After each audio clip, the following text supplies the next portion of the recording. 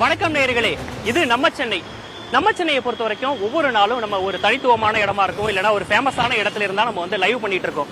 ஆனா இன்னைக்கு வந்து பாத்தீங்கன்னா நேற்று இந்த இடத்துல நான் இப்ப இருக்கிறது இல்லையா, இந்த இடத்துல தான் ஒரு துயர சம்பவம் நடந்தது. அதற்காக தான் இந்த பகுதிக்கு வந்திருக்கேன். பாத்தீங்கன்னா அசோக் நகர் பக்கத்துல, உதயம் தேட்டர் பக்கத்துல மழைநீர் வடிகாலுக்காக தோண்டப்பட்ட இந்த கழிவுநீர் கால்வாயில விழுந்து நேற்று ஒரு உயிர் வந்து பறி போயிருக்கு. இதற்கு யார் காரணம் அப்படின்ற ஒரு மிகப்பெரிய கேள்வி எழுந்திருக்கு. இப்ப நம்ம சென்னையில அடுத்த அரை மணி நேரத்துல நம்ம இதை தான் வந்து களஆய்வு செய்ய போறோம். இதுதான் அரை மணி நேரத்தில் இடம்பெற போகுது. இந்த அரை மணி நேரத்தில் என்னென்ன விஷயங்கள்லாம் இடம்பெற போகுது அப்படின்றத நம்ம முதல்ல பார்த்துடலாம். மரணக்குழியா மாறி ஒரு உயிரை பறித்த மழைநீர் வடிகால் பள்ளம்.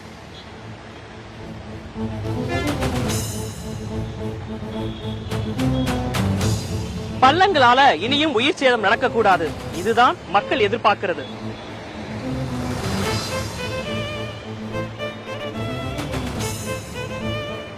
சென்னையோட பல இடங்கள்ல அலட்சியமா நடக்குதா பருவமழை முன்னெச்சரிக்கை பணி? கள ஆய்வில் புதிய தலைமுறை.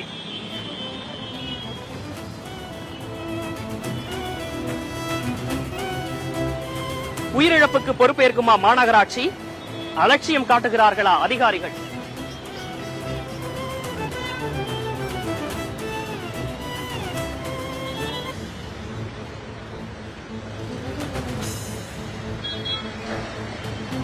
நம்ம சென்னையில நம்ம இப்ப பாத்தீங்கன்னா நான் முன்னாடியே சொன்ன ஒரு கனத்த இதயத்தோட தான் இந்த நேரலை நம்ம தொடர்ந்தோம் அப்படின்னு சொல்லி. இப்ப பாத்தீங்கன்னா நான் வந்து அசோக் நகர் அந்த பகுதியில தான் இருக்கேன். இங்கதான் அந்த மழைநீர் வடிகால் அமைக்கும் பணி கிட்டத்தட்ட 2 மாதங்களா ஒரு மந்தமான ஒரு சூழல் ஏற்பட்டிருக்கு. இதுலதான் நேற்று நிலை தடுமாறி அம்பேத்கர் நகரை சேர்ந்த ஐயப்பன் என்ற ஒரு இளைஞர் விழுந்து உயிரிழந்திருக்கிறாரு. நம்ம இங்க சாலையிலே பாக்குறோம், அதாவது லட்சக்கணக்கான வாகனங்கள் செல்லக்கூடிய ஒரு பகுதியா இருக்கு. இப்ப பாத்தீங்கன்னா இப்ப நம்ம காசி தியேட்டர்ல இருந்து நேரா வந்தோம்னா லெப்ட் எடுத்தோம்னா பாத்தீங்கன்னா கே நகருக்கும், ரைட் எடுத்தோம்னா வடபழனி போகிற ஒரு பிரதான சாலை, ஒரு 100 அடி சாலை அப்படின்னு சொல்லுவாங்க. ஆனா இது 100 அடி இருக்குமா அப்படின்னு கேட்டா ஒரு மிகப்பெரிய கேள்விக்குறிதான். லட்சக்கணக்கான வாகனங்கள் நீங்க செல்லக்கூடிய அந்த காட்சிகளை நீங்க பாக்குறீங்க. இப்போ இந்த வழியா வரக்கூடிய ஒரு வாகனமோ இல்ல சாலையில் நடந்து செல்பவரோ இந்த ஒரு பேரிகார்டு வச்சு இங்க தடுத்திருக்காங்க. ஆனா இதை பாத்தீங்கன்னா லேசா ஒரு இடிச்சாலே இது உள்ள விழுந்துற ஒரு அபாயம் தான் இருக்கு. கிட்டத்தட்ட பாத்தீங்கன்னா உள்ள ஒரு 6 அடி 7 அடிக்கு இருக்கு, உள்ள ஃபுல்லா கழிவு நீரா இருக்கு. இதுலதான் நேற்று அந்த ஐயப்பன் என்ற அந்த இளைஞர் என்ன பண்ணிருக்காரு, நடந்து வரும்போது நிலை தடுமாறி இதுல விழுந்திருக்காரு. அக்கம் பக்கத்துல இருக்கவங்க ஒடியாந்து வந்து அவரை காப்பாத்துறதுக்கான முயற்சியில ஈடுபட்டிருக்காங்க. ஆனா உடனே காப்பாற்ற முடியுமா அப்படின்னு கேட்டீங்கன்னா அது மிகப்பெரிய கேள்விதான். மிகப்பெரிய ஒரு பள்ளமா இருக்கு. அவரை காப்பாற்ற முடியாம அவர் பாத்தீங்கன்னா நேற்று வந்து உயிரிழந்திருக்காரு. அவருடைய வீடு பாத்தீங்கன்னா இங்கதான் பக்கத்துல அருகில் இருக்கு, அம்பேத்கர் நகர். கிட்டத்தட்ட ஒரு 100க்கும் மேற்பட்ட குடியிருப்புகள் இங்க இருக்கு. சாலைகள் இந்த பகுதியில பாத்தீங்கன்னா ஏறமா குழந்தைகளும் சாலைகள்ல விளையாண்டுட்டு இருக்காங்க. அவங்களுக்குமே இந்த பள்ளம் பாத்தீங்கன்னா ஒரு மிகப்பெரிய அச்சுறுத்தல் தான் இருக்கு.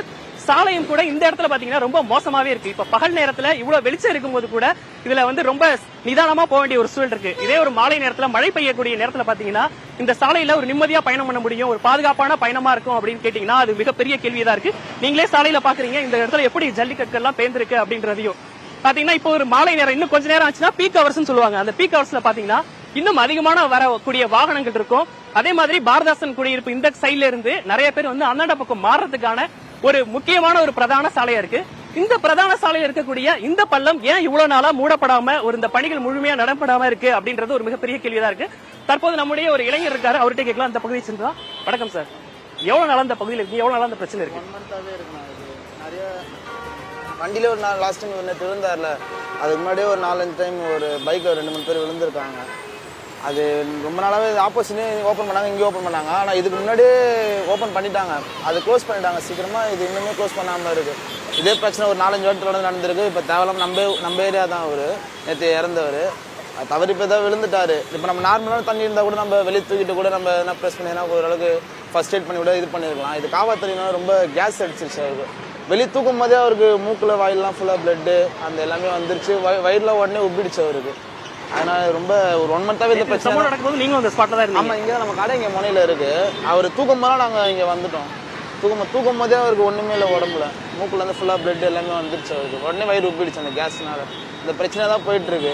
ஆனா இந்த பள்ளம் தோணுது ஒரு சைடு பார்த்தீங்கன்னா நல்லதுதான் இந்த விஷயம். ஏன்னா நவம்பர் டிசம்பர்லாம் பார்த்தீங்கன்னா இந்த ஃபுல்லா அந்த மழை டைம்ல ஃபுல்லா இங்க ஒரு 3-4 அடி தண்ணி இங்கே நின்றும். அப்பவுமே வண்டியால போக முடியாது, அதுமாதிரி நிறைய பிரச்சனை இருக்கு. இவங்க என்ன பண்ண தப்பு என்னன்னா இதை ஓப்பன் பண்ணிட்டு ஒரு 1 மாசமா 1.5 மாசமா அப்படியே விட்டாங்க. அது உடனே அந்த வேலையை முடிச்சு உடனே க்ளோஸ் பண்ணியிருந்தாங்களே, இந்த மாதிரி நடந்திருக்காது. இவங்க க்ளோஸ் பண்ணாம விட்டது தப்பு. மற்றபடி இந்த வேலை பள்ளம் தோணுது நல்ல விஷயம் தான். இது பள்ளம் தோணுன்னு வச்சுக்கோங்களேன், நவம்பர் டிசம்பர்லாம் வந்து மழை தண்ணி அப்படியே நிற்கும் இந்த இடத்துல. இந்த இஎஸ்ஐ ஹாஸ்பிட்டல், இந்த பாரதாசன் காலனி, இந்த 4 சைடும் ஒரு தண்ணி ஃபுல்லாகவே இங்கே தான் வந்து கரெக்டாக டவுனான ஏரியா. இது கரெக்டாக வந்து இங்கே தான் நிற்கும். மெயின் ரோட்ல இவ்வளவு பெரிய பள்ளம் இருக்கிறது கொஞ்சம் அவாய்ட் பண்றது கொஞ்சம் நல்லா இருக்கும். ஆனா அடிக்கடி இந்த பகுதியில விபத்துகள் அது மாதிரி நடந்துட்டு இருக்கு இந்த பள்ளத்தினாலன்னு சொல்ல முடியாது கரெக்டா. நடுவில் இப்போ இந்த பள்ளம் தோணு வந்து இவர் 9வது ஆள் இவர் கிட்டத்தட்ட ஒரு 4 பேர் பைக்ல போறவங்களே அன்னைக்கு மழை டைம்ல வந்து ஈக்குவலா இருந்தது. ரோட்டு தண்ணியும் இந்த தண்ணியும் ஈக்குவலா இருந்ததுனால நிறைய பேர் தெரியல. அது விழுந்ததுக்கு அப்புறம் தான் பேரிகேட் போட்டு க்ளோஸ் பண்ணாங்க. அதுக்கப்புறம் பைக்ல ஒரு 4 பேர் விழுந்து. உங்களுடைய தகவலுக்கு நன்றி. நம்ம இன்னொரு விஷயத்தையும் பார்க்க வேண்டியது இருக்கு. அந்த உயிரிழந்த ஐயப்பனுடைய குடும்ப பின்னணியை நம்ம பார்க்கிறோம். அவங்க அப்பா பாத்தீங்கன்னா ஒரு கூலி தொழிலாளியா இருக்காங்க. அவங்க அம்மா பாத்தீங்கன்னா செவித்திறன் குறைபாடு உடைய ஒரு மாற்றுத்திறனாளியா இருக்காங்க. இந்த இழப்பு வந்து அவங்களுக்கு ஒரு மிகப்பெரிய ஒரு இழப்பா தான் இருக்கு. இனி இது போன்ற ஒரு சம்பவம் நிச்சயமா நிகழக்கூடாது. இன்னும் சென்னையில இந்த மாதிரி பெரிய பள்ளங்கள் எங்கெங்க இருக்கு அப்படின்றத கலாய்வு நடத்துவதற்காக நமது செய்தியாளர்கள் அங்கங்க இருக்காங்க. இது தொடர்பா பேசுவதற்காக இப்போ செய்தியாளர் சந்தானம் ஒரு ஸ்பாட்ல இருந்து நம்மோட இணைக்கிறார். சந்தானம், இனி நீங்கள் தொடரலாம்.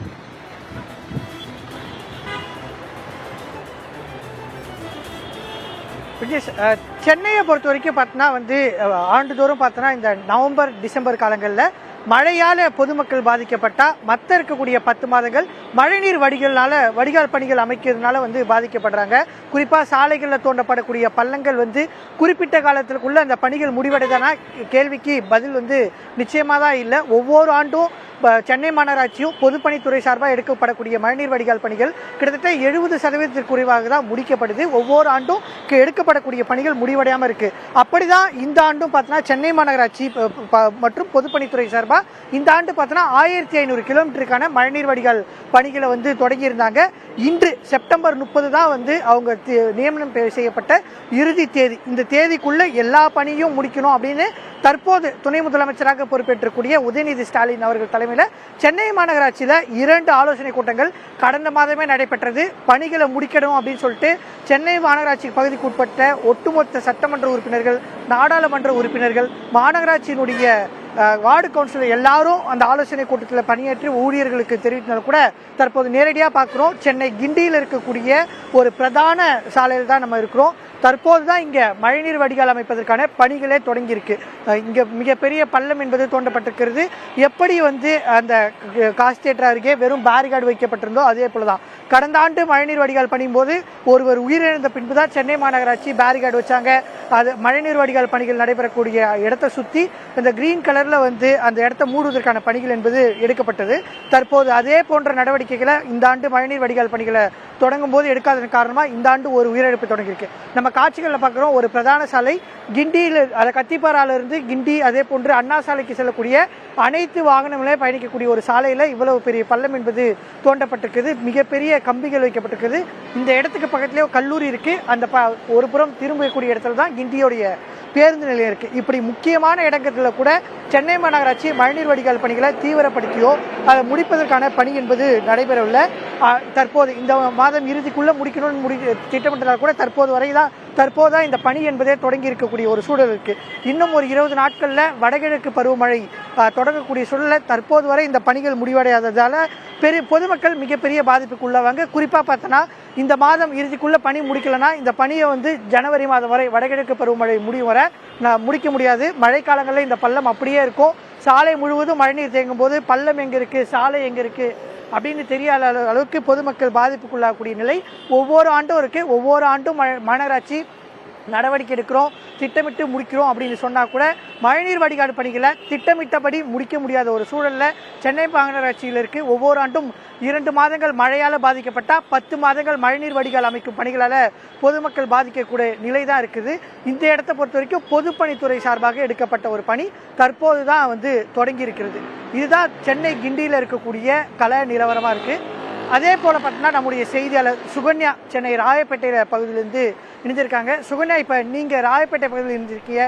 அங்க மாநகராட்சியுடைய மழைநீர் வடிகால் பணிகள் எப்படி நடந்துகிட்டு இருக்கு? அங்க இருக்கக்கூடிய பொதுமக்கள் என்ன சொல்றாங்க?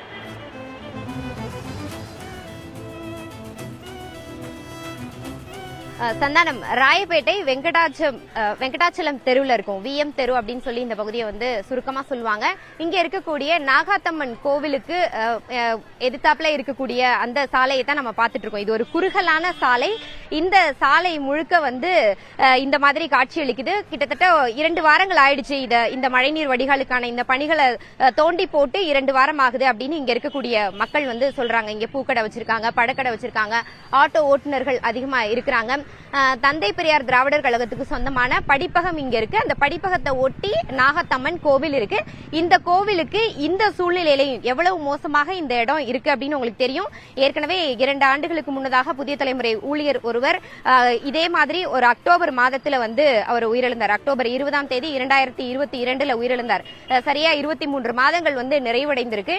இதே மாதிரி ஒரு நம்ம அசோக் நகர்ல வந்துட்டு கம்பிகள், இதே மாதிரி மழைநீர் வடிகாலுக்கான கம்பிகள் குத்தி தான் வந்து அவர் உயிரிழந்தார். இன்றைக்கும் முற்றிலும் பாதுகாப்பான ஒரு நிலையில வந்து இந்த பணிகள் மேற்கொள்ளப்படுதா அப்படின்னா இல்ல அப்படின்னு தான் சொல்லணும். அங்கங்க பேருக்கு ஒரு பேரிகார்டு வச்சிருக்காங்க. அதுவும் இப்ப நம்ம வந்து லைவ் பண்ண போறோம் அப்படின்னு தெரிஞ்சதுக்கு அப்புறம் தான் பேரளவுல ஒரு 2-3 பேரிகார்டுகள் அங்கங்க இருந்தது. மற்ற இடங்கள் எல்லாம் எம்டியா தான் இருந்தது. இப்பதான் இந்த பேரிகார்டுகளை ஓரளவுக்கு போட்டிருக்காங்க. அப்படி இருந்தாலுமே இந்த சூழ்நிலையிலையும் கோவிலுக்கு வரக்கூடியவர்கள் காலையிலயும் சரி ஈவினிங்ல வந்து ஒரு 5 மணிக்கு மேலேயும் சரி ஏராளமானோர் கோவிலுக்கு வராங்க. இந்த மாதிரி ஒரு பாதுகாப்பற்ற சூழ்நிலையில தான் இந்த பகுதியில வந்து வாகனங்கள் போயிட்டு இருக்கு, பொதுமக்கள் போயிட்டு இருக்காங்க. ஏராளமான குடியிருப்புகள் இங்க இருக்கு. ஏராளமான குடியிருப்புகள் நீங்க காட்சியில வந்து பார்க்கலாம். ஒளிப்பதிவாளர் கேசவன் அந்த காட்சிகளை வந்து காட்சிப்படுத்திக் கொண்டிருக்கிறார். ஏராளமான குடியிருப்புகள் இங்க இருக்கு. ஏராளமான மக்கள் இங்கே வசிக்கிறார்கள். பெரியவர்கள், குழந்தைகள் எல்லாரும் வந்து இங்க இருக்காங்க. இந்த சாலையை தான் அவங்க பயன்படுத்தி போயிட்டு வந்துட்டு இருக்காங்க. நேற்று இரவு கூட இந்த பகுதியில வந்து இந்த குழிக்குள்ள வந்து விழுக போற அளவுக்கான ஒரு சம்பவம் நடந்ததா இந்த பகுதியில இருக்கிற அந்த மூதாட்டி ஒருத்தவங்க சொன்னாங்க. இவங்க இந்த பகுதியில பூக்கடை வச்சிருக்காங்க. அவங்க கிட்ட பேசி எவ்வளவு நாளா இங்க இந்த மாதிரி குழி தோண்டி வச்சிருக்காங்க, பணிகள் நடக்குதா, அரசாங்கத்துக்கு உங்களுடைய கோரிக்கை என்ன, எப்படி கஷ்டப்படுறீங்க இந்த இடத்துல? ஒரு வாரமா திறந்து எடுத்துட்டு இருக்கிறாங்க. அதுல இருந்து பாதிப்பா இருக்குது. வண்டியில போறதுக்கு வர்றதுக்கு கஷ்டமா இருக்குது. அவ்வளவுதான். நேற்று நைட்டு ஒரு சம்பவம் நடந்ததா சொன்னீங்களே, என்ன சம்பவங்களே இல்ல, வண்டிங்க வந்தது. அது இந்த இதுல இதுவாயிடுச்சு. வேற ஒண்ணும் இல்ல. ஒன்னும் ஒரு ஆபத்து எதுவும் நடக்கல, ஒன்னும் கிடையாது.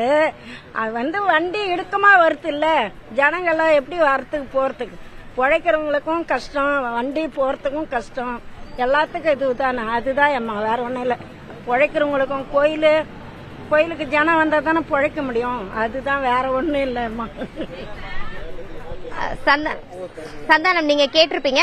இப்போ இந்த இடத்தை பொறுத்த வரைக்கும் இந்த இடத்துக்கான அந்த பொதுப்பணித்துறை ஒப்பந்ததாரர் அவரை நம்ம தொடர்பு கொண்டு பேசினப்போ இந்த இடத்துல இன்னும் 4 நாட்களுக்குள்ளாக பணிகள் விரைந்து முடிக்கப்படும், பணிகள் நடந்துட்டு இருக்கு அப்படிங்கறது அவர் சொல்லியிருக்கக்கூடிய தகவலாக இருக்கிறது. இன்னும் 4 நாட்களுக்குள்ளாக பணிகளை முடித்து விடுவோம், பொதுமக்களுக்கு எந்த சிரமமும் இல்லாமல் விரைந்து பணிகள் மேற்கொள்ளப்படும் அப்படிங்கிற தகவலை வந்து தெரிவிச்சிருக்கிறாரு. இது தொடர்பான மொத்தமா கூடுதல் தகவல்களை கொடுப்பதற்காக சென்னை மாநகராட்சி அலுவலகத்தில் நம்முடைய செய்தியாளர் ராஜ்குமார் இணைந்திருக்கிறார். மழைநீர் வடிகால் பணிகளை ஒட்டுமொத்தமாக சென்னை மாநகராட்சி நிர்வாகம் எப்போ வந்து முடிப்பதற்கு திட்டமிட்டிருக்கிறார்கள் என்பது குறித்த தகவல்களை ராஜ்குமார் கொடுப்பார்.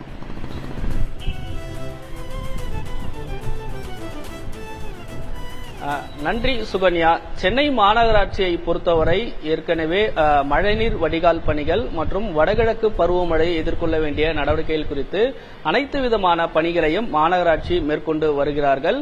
குறிப்பாக கடந்த ஒரு 2 மாதத்தில் உள்ளாட்சித்துறை அமைச்சர் KN நேரு மற்றும் மாநகராட்சி ஆணையாளர் மேயர் பிரியா உள்ளிட்டவர்கள் தொடர்ந்து நடந்து வரக்கூடிய பணிகளை தீவிரப்படுத்துவதற்கான நடவடிக்கையை மேற்கொண்டிருந்தார்கள். குறிப்பாக கடந்த 1 மாதத்தில் பருவமழையை எதிர்கொள்வதற்கான அனைத்து விதமான பணிகளை முடிக்க வேண்டும் என்று சென்னையை பொறுத்தவரை 15 மாநகராட்சி மண்டலங்கள் இருக்கிறது. அந்த இடத்தில் எஞ்சிய அதாவது மீதம் இருக்கக்கூடிய மழைநீர் வடிகால் பணிகளை முடிக்க வேண்டும் என்று தீவிரம் காட்டியிருக்கிறார்கள்.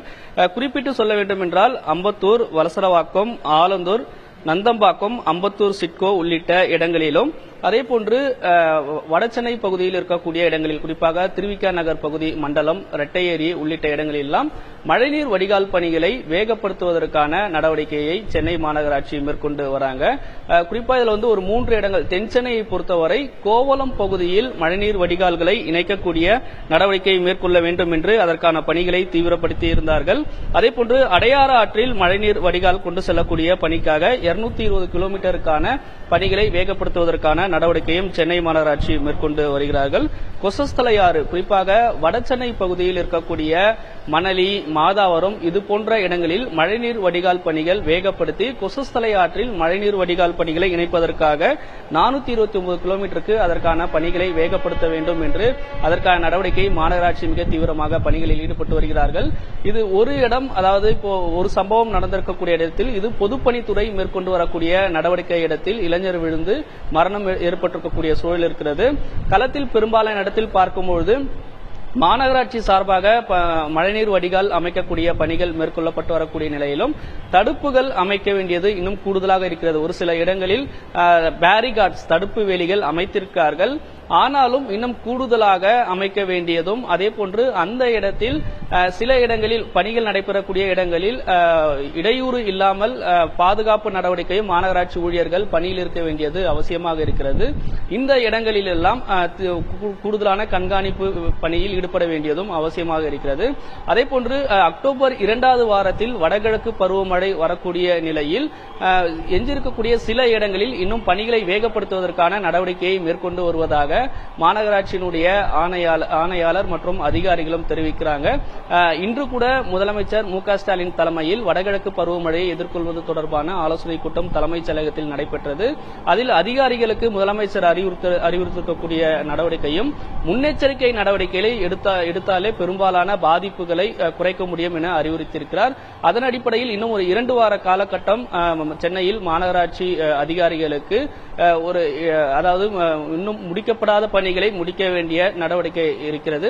எனவே அதன் அடிப்படையில் தற்போது அறிவுறுத்தல் செய்திருப்பதாகவும் பாதுகாப்பான நடவடிக்கையுடன் மீதம் இருக்கக்கூடிய இடங்களில் மழைநீர் வடிகால் பணிகளை மேற்கொள்வதற்கான நடவடிக்கையை அறிவுறுத்தியிருப்பதாகவும் மாநகராட்சி மண்டல அதிகாரிகளுக்கு உத்தரவிட்டிருப்பதாக மாநகராட்சி ஆணையாளர் மற்றும் மேயர் பிரியா அவர்களுடைய ஒரு அறிவிப்பாக தெரிவிப்பதாக தெரிவித்திருக்காங்க. இனி விக்னேஷ், நீங்கள் தொடரலாம். புதிய தலைமுறையுடைய கள ஆய்வுல பல்வேறு விஷயங்களை நம்ம பார்த்தோம். பல இடங்கள்ல இன்னும் இது மாதிரி மழைநீர் வடிகால் பணிகள் முழுமையடையாதனால மக்கள் என்ன மாதிரியான சிரமங்களை சந்திச்சாங்க அப்படின்றதையும் பார்த்தோம். நம்ம இப்ப இங்க நிக்கிற இந்த தருணத்துல கூட இந்த இடத்துல ஒரு சின்ன விபத்து நடக்கிற மாதிரி இருந்தது. ஏன்னு பாத்தீங்கன்னா இந்த இடத்துல ரோடு ரொம்ப பள்ளமா இருக்கு இல்லையா, அதனால திடீர்னு பிரேக் போடும்போது பின்னாடி இருந்த ஆட்டோ இப்ப மோதிருச்சு. இந்த இடத்தை பொறுத்த வரைக்கும் நேற்று நடந்த சம்பவத்துக்கு மாநகராட்சி மேயர் பிரியா வருத்தம் தெரிவிச்சாங்க. இதுல வருத்தத்தோடு மட்டும் நில்லாமல் போர்க்கால அடிப்படையில் இதை விரைந்து முடிக்க வேண்டும் அப்படின்றதுதான் ஓங்கி ஒலிக்கக்கூடிய ஒரு குரலாவே இருக்கு. நம்ம பேசிட்டு இருக்க இந்த தருணத்துல கூட நேற்று உயிரிழந்த அந்த ஐயப்பனுடைய உடல் இன்னும் சற்று நேரத்துல தகனம் செய்யப்படுவதற்கான அந்த பணிகள் நடந்துட்டு இருக்கு. நீங்க கூட பார்க்கலாம், இறுதி ஊர்வலம் தொடங்குவதற்கான அந்த வண்டியும் தயார் நிலையில இருக்கு. ஐயப்பனுடைய அந்த உயிர் பிரிந்ததுதான் இந்த சென்னை மாநகராட்சியில கடைசி உயிரா இருக்கணும். இனி இது போன்ற ஒரு உயிர் சேதம் இங்க நடக்கவே கூடாது அப்படிங்கறதான் எல்லாருடைய எண்ணமாவும் இருக்கு. இது இப்ப மாநகராட்சியினுடைய பல்வேறு நடவடிக்கைகள் பல்வேறு விதமா எடுத்தாலும் கூட இன்னும் அதை துரிதப்படுத்த வேண்டும் அப்படின்றதான் நம்மளுடைய குரலா இருக்கு. அரசு பணிகள்ல தொய்வு ஏற்பட்டா என்னென்ன விபரீதங்கள் நடக்கும் அப்படின்றத நம்ம இந்த 20 நிமிஷத்துல நம்ம பார்த்திருக்கோம். மக்களும் இதுல கூடுதல் கவனத்தோடு இருக்க வேண்டியதும் ஒரு பொறுப்பா இருக்கு. ஆனா எல்லா நேரத்திலையும் மக்கள் கரெக்டா இருக்காங்களா அப்படின்னு கேட்டா அது ஒரு மிகப்பெரிய கேள்விதான் இருக்கு. மக்களும் என்ன செஞ்சிருக்காங்க அப்படின்றத நீங்களே பாருங்க. நன்றி, வணக்கம். Bad to the core.